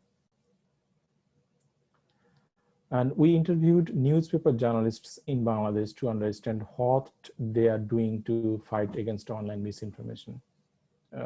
Interestingly, they said that it is not their duty because they don't have enough resources to verify online misinformation. For example, one journalist said fact-checking information floating online is not a part of a journalist's job. It is beyond our ability, given the amount of information being published online and the complexity of situation. We also interviewed fact checkers to understand what they are doing to combat online misinformation. For your information, Bangladesh has 3 fact-checking organizations: BD Fact Check, it's an organization of ULAB run by journalism department at the ULAB. And there is another fact-checking organization that is called Janchai. So these fact-checking organizations are doing verification of online misinformation, but it is inadequate in response to the crisis. So they are facing some problems that interfere with their regular job. For example, most of the fact checkers work voluntarily. They do verification beside their regular job. As a result, they cannot pay full attention to their work. And moreover, they have resource constraints. And they also said, I mean, the fact checkers also said that they don't have technological support. For example, Western fact checkers apply artificial intelligence in their verification, but Bangladeshi fact checkers do not have these supports. So overall, we have found that there is a gap in addressing online misinformation in Bangladesh, and we offered some recommendations to improve the situation. First, fact checkers and journalists can collaborate through which journalists can use and publish fact checkers verification. Secondly, ordinary citizens need to be media literate. It is one of the recommendations from the ordinary citizens that we have found from our survey findings. And we also recommended some computation solutions like parts of speech tagging and entity recognition, so that fact checkers can work easily or they can overcome the hurdles they are facing. So these are the core findings or main findings of our paper. And if you'd like to, or if you're interested to read the paper, so this is a link to our paper. So that is what I had today. And if you have any questions, then I would be happy to answer your questions. Thank you very much, all three of our respected speakers. It's been a wonderfully incisive discussion, and I'm pretty sure, like me, everyone else has totally enjoyed it and learned a lot of new concepts and notions. And it's time for the audience to participate in the formal question answer session and the discussion session. And as usual, our audience can voice their thoughts or type out their questions right here in the chat box.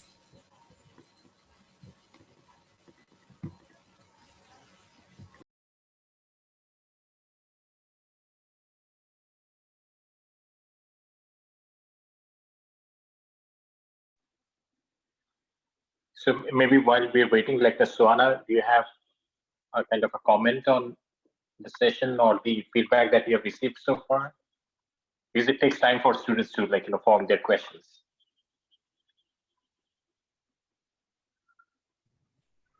Oh, from the feedback from the, are you talking about feedback from the audience?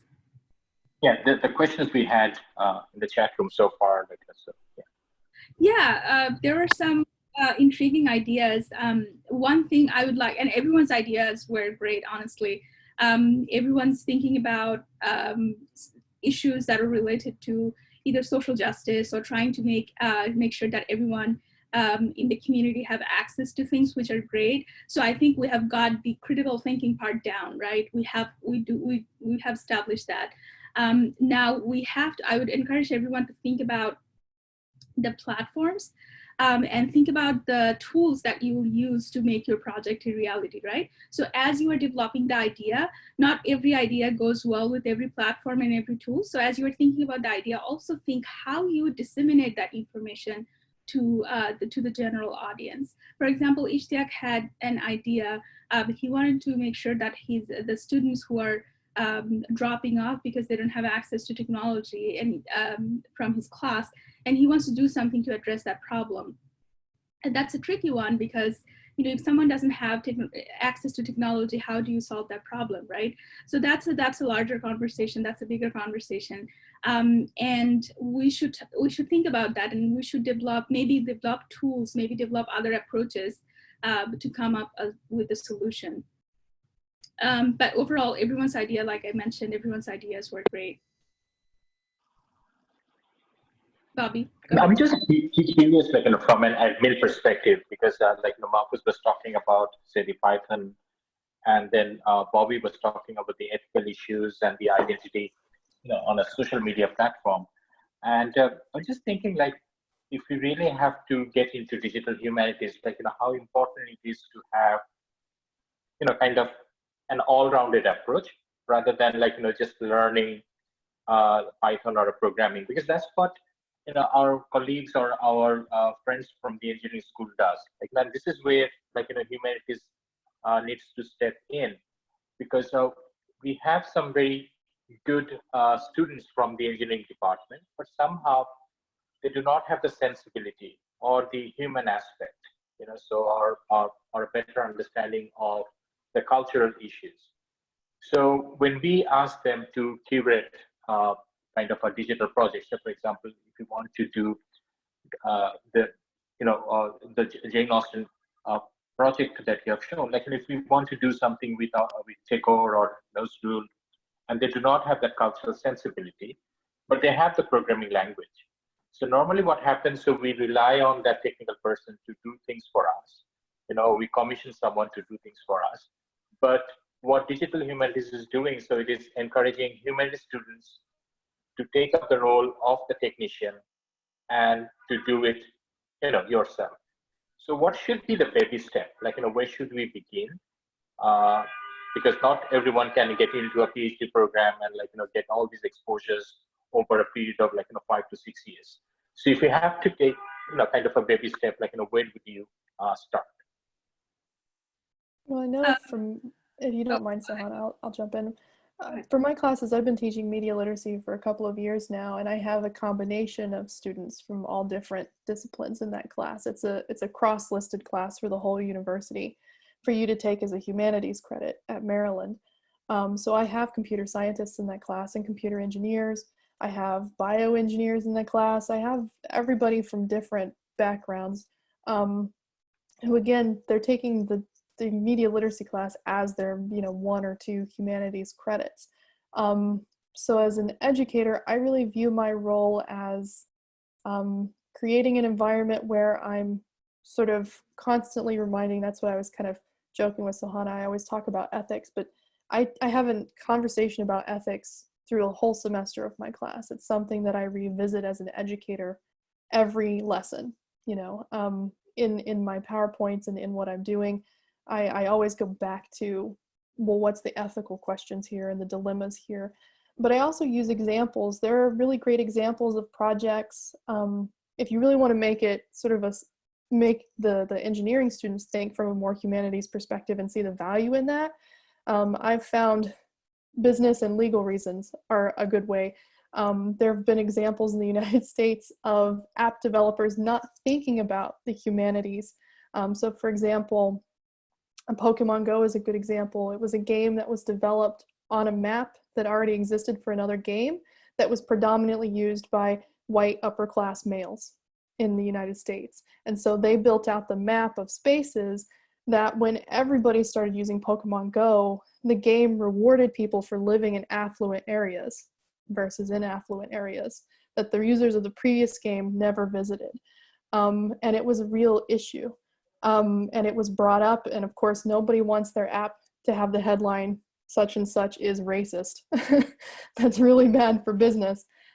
So taking a humanities approach and thinking about the existing cultural patterns that are already there that we're building off of to create these applications is really important from a business perspective. It's important from a legal perspective. Facebook just got in trouble in the United States because they were showing real estate ads that matched up with the practice of what was called redlining in the US, which was a way to segregate Black people from white people in the United States for many, many years. Realtors and bankers did not give housing loans to Black Americans to keep them from certain neighborhoods. And those existing physical structures are what then the digital structures were built on, whether it was intentional or not. That was something that Facebook and its engineers didn't think about because maybe they didn't take a history class, or a humanities class where they learned about redlining, but it certainly had real legal effects for their application, and they had to go to court and they had to pay settlements. And so I think finding the ways to communicate the benefits of humanities to those students who are already firmly in engineering, as well as communicate to those humanities students the importance of learning these applications and getting them to work collaboratively in groups is really important too, because they can learn from each other in that sense, and help each other think through these issues. So, sorry, that was a long explanation. Yeah, thank you. So do you mind sharing the lesson plan or the course outline with us, so that we will have a better understanding? Because we have a course called English in the Media, but maybe we can change the focus of the course, to start with, if it is not an issue with your, ethics.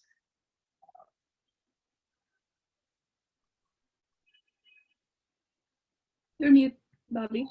I was just saying, yes, I can share what I have. I'm happy to do that. Great. Excellent, thank you. Okay.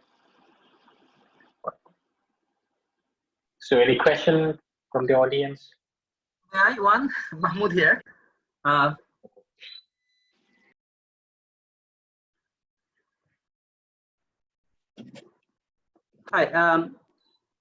Anyone from the panel can answer the question? This is Mahmoud from the Department of English at ULAB. So when I was listening to your presentations, and I could see that students from the Department of English, they're already doing some of the what you call projects, like from Mr. Mahfuzul Haque, the project on Nirapod Sorok Andolon. From our students have written dissertations, MA and undergraduate dissertations on these topics.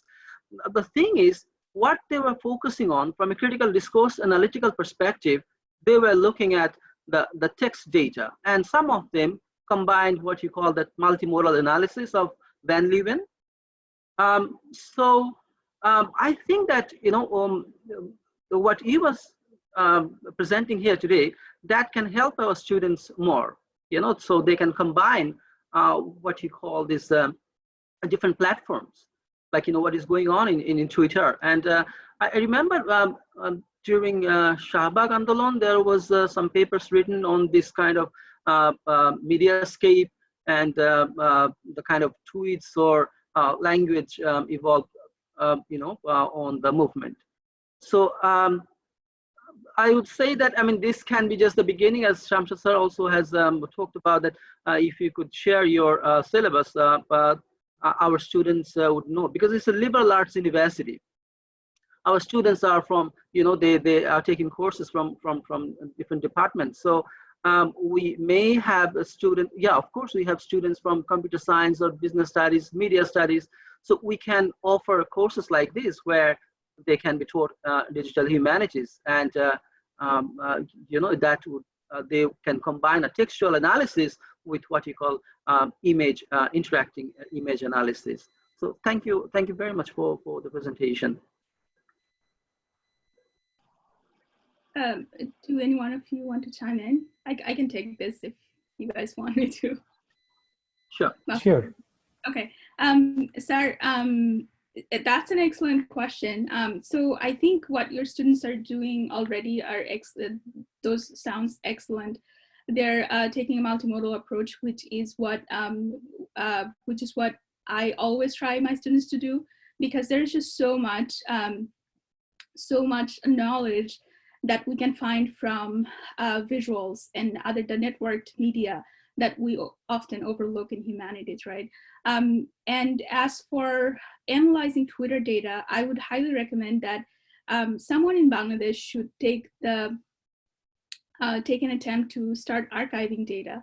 That could be Twitter data, that could be Instagram data, because I know in Bangladesh people use digital technologies, maybe not so much Twitter, but the other platforms, and there could be other platforms where people are having these discourses, people are having these conversations.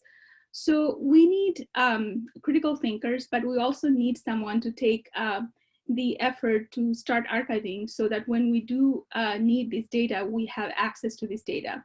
And as for integrating the visuals, the multimodal aspect with the textual aspects, I think understanding or offering a course on media literacy is extremely helpful, like my colleague Bobbie just talked about.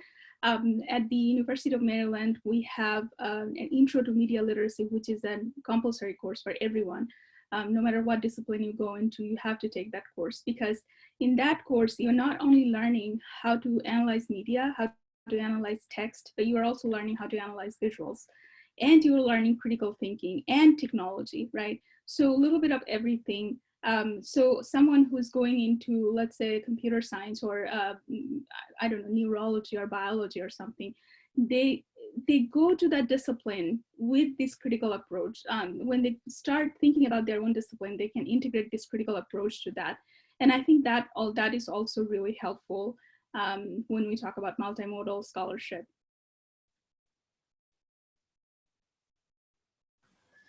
Thank you. Yeah, I can see a question that how we can introduce like the technical aspects of digital humanities. For example, having knowledge or skills on programming languages like Python and R.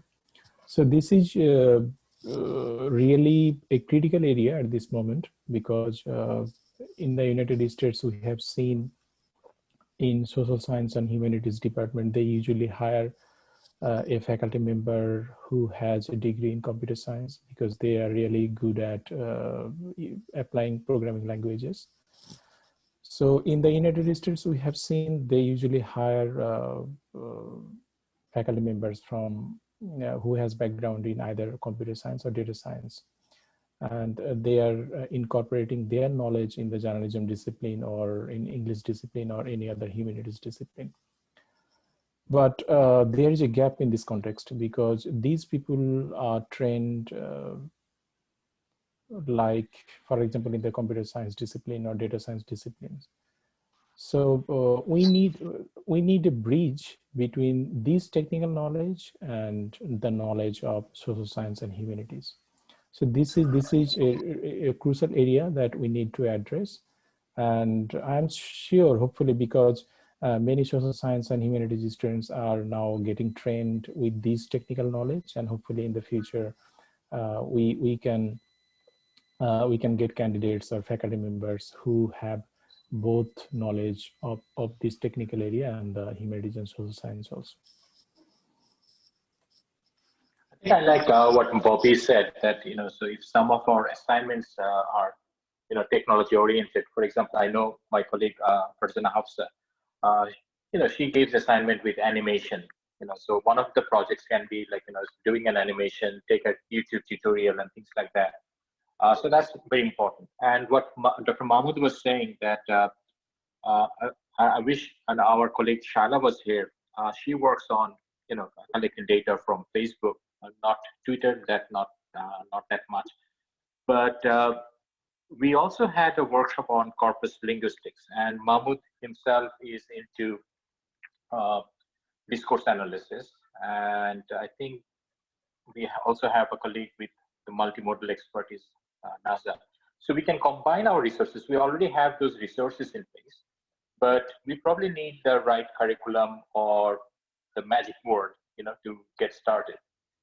So I'm just hoping that, with your collaboration, so maybe like, we can take it to the next level, because we have it in patches here and there, as Mahmood was saying earlier, but it's just a matter of like, making sure that, they are integrated so that our students get a comprehensive 2020 vision of it.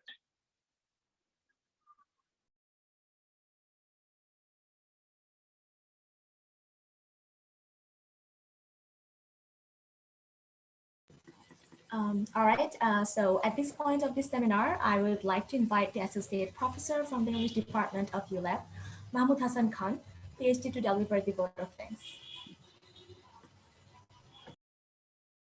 Thank you, Radia.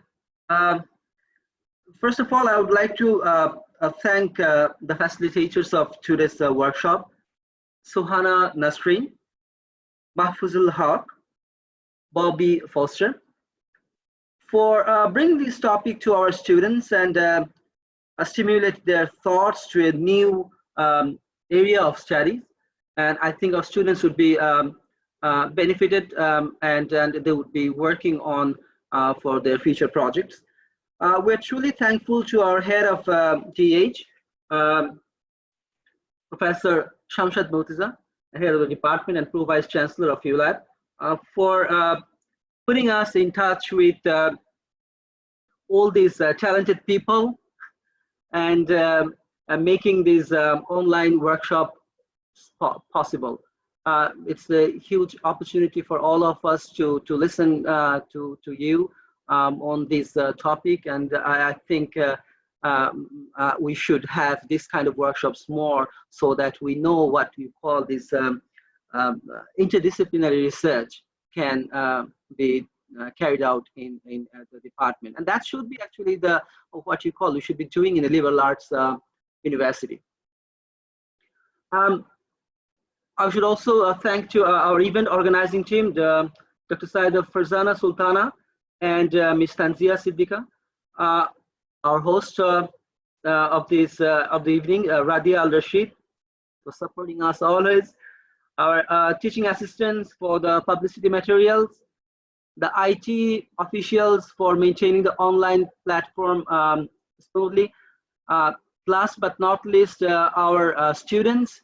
This is a midterm week, but they are still here with us, undergraduates and the master's students, and they have joined, and the level of interest that has been shown by the topic, it was amazing. Also, we have our colleagues from Bangladesh and abroad as well, so participants from other universities.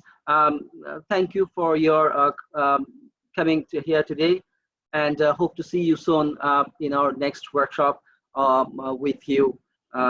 Thank you very much. Hope to see you all soon. Thank you. That brings us to the end of today's seminar. Thank you very much, everyone, for joining, and do keep an eye for the next sessions of DH, and thank you and good night. Thank you. Thanks, everyone. Bye. Thank you. Bye. Thank you, guys. It was amazing. Thank you.